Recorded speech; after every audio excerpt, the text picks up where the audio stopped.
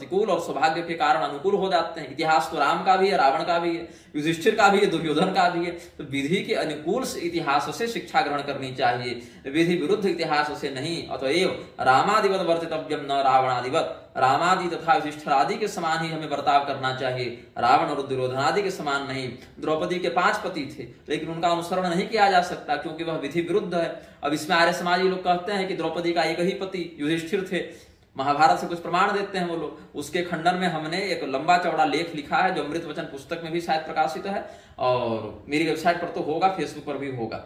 उसमें हमने महाभारत से ही और अन्य पुराणों से भी द्रौपदी के 5 पति और उसके पीछे के दृढ़ रहस्य को उसमें बहुत विस्तार से हमने समझाया है, आप उसको पढ़ सकते हैं। स्वर्ग लक्ष्मी रूपा द्रौपदी के 5 पति एक ही इंद्र के धर्म बल रूपादि से 5 रूप में व्यक्त हुए, लेकिन सबों के लिए मानवीय दृष्टि से यह संभव नहीं है।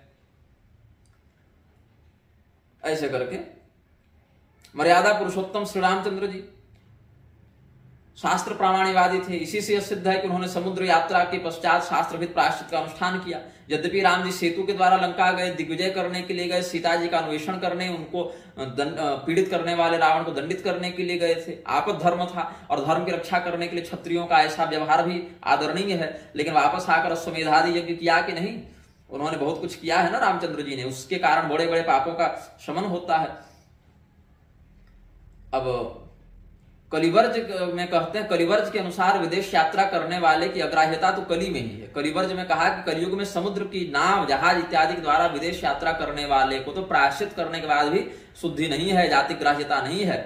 तो इससे क्या सिद्ध होता है कि अन्य युगों में, जैसे कहे कलियुग में, कि कलियुग में तो जो समुद्र इत्यादि का पार गमन करे, विदेश गमन करे, वो प्रायश्चित करने के बाद भी शुद्ध नहीं होता। तो यहाँ कहने का अर्थ है कि अब नहीं होता, ठीक है। इससे क्या हुआ कि बाकी युगों में भी ये निषिद्ध ही था, लेकिन तब प्रायश्चित करने से व्यक्ति शुद्ध हो जाता था। समुद्रस्य तो नौका, यहां कुछ प्रिंटिंग मिस्टेक लग रहा है, शोधित श्याप्य संग्रह, यहाँ शोधतम्या लिख दिए हैं, वहां स होगा, म टाइप हो गया है ग्रंथकार से।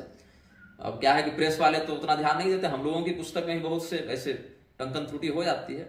समुद्रस्य तो नौकाया शोधित श्याप्य संग्रह, या नौयातु होना चाहिए, यहाँ नौयारतु लिख दिए हैं, तो नौयातु होना चाहिए। नौ से जो यात्रा करे, नौयातु। समुद्रस्य तो नौयातु शोधित श्याप्य संग्रह। अब समुद्र में क्या है, भारतवर्ष के अंतर्गत जो हैं द्वीपादि, उसमें दोष नहीं है। जैसे गंगा सागर भी समुद्र के ही माध्यम से आप जाइएगा, द्वारिका नगरी वाला गमन समुद्र से ही कीजिएगा। तो यहाँ पर क्या है, तीर्थयात्रा होने के कारण ये निषिद्ध नहीं थी। विदेश गमन का ही निषेध निबंधकार शास्त्रकारों ने माना है। कुछ लोग कहते हैं विदेश जाना समर्थन कर सकते हैं, विदेश यात्रा का समर्थन करते हैं, लेकिन देखिए ये सब देशों में वानर जा रहे हैं, किमपुरुष योनि के वो दिव्य लोग जा रहे हैं। हनुमान जी उड़ के सूर्य को निकलने चले गए थे, आप भी निकलिए जाकर, कुछ ढेली पत्थर निकल लीजिए, एक जलता दीपक ही निकल लीजिए, कम से कम। नहीं होगा ना आपसे। इच्छानुसार रूप धारण करने वाले, पराक्रम धारण करने वाले, बसी बसाई सेना, व्यवस्था, अर्थकोष, अर्थव्यवस्था, मंत्रिमंडल, सबके साथ इनकी एक बसी अलग देव योनि है, इनकी किमपुरुष योनि। वो सब देवताओं के अवतार लेकर यहाँ पर पृथ्वी पर आए थे।